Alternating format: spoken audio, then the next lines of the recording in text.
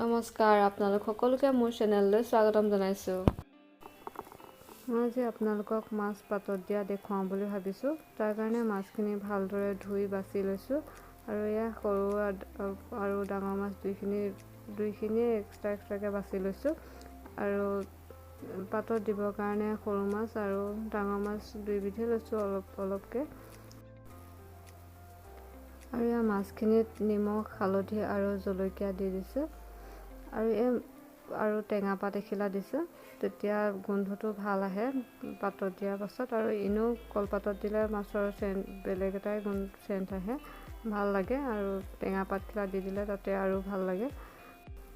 এয়া মাছখিনি মিক্স কৰি হৈ গৈছে গোটেইখিনি, আৰু এতিয়া কলপাতখনে মেৰিয়াই দিছে আৰু কলপাতখন অলপ জুইত সেক দি ল'ব লাগে, তেতিয়া কলপাতখন এনেকৈ মেৰিয়াবলৈ ভাল হয়।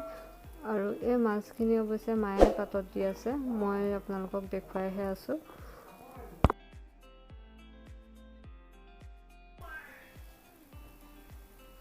এয়া মাছখিনি মেৰিয়াই হৈ গৈছে। মাছখিনি মেৰিয়াই হোৱাৰ পাছত এনেকৈ ভালকৈ মাছখিনি ভিতৰলৈ ভৰাই দিব লাগে আৰু মুখটো বান্ধি দিব লাগে, এনেকৈ বান্ধি দিব লাগে। তাৰপিছত এয়া জুইত দি দিছে।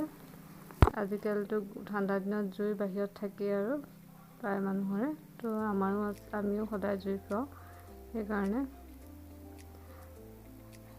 এয়া জুইৰ পৰা উলিয়াই অনাৰ পাছত সিজি গৈছে দুইটা চাইডে। এবাৰ মাজতে লুটিয়াই দিছিলোঁ বাৰু, তাৰপিছত এয়া হৈ গৈছে দুই চাইডে পূৰা পুৰি গৈছে কলপাতখিলা। আৰু এয়া চক হৈ গৈছে, পূৰা ধুনীয়াকৈ সিজি গৈছে। এতিয়া এইখিনি ধুনীয়াকৈ প্লেটত মই চাৰ্ভ কৰি দিম। আৰু আজি ভিডিঅ'টো চাই কেনেকুৱা পালে জনাব, আৰু যদি ভাল পালে please like, share and subscribe এটা কৰি দিব।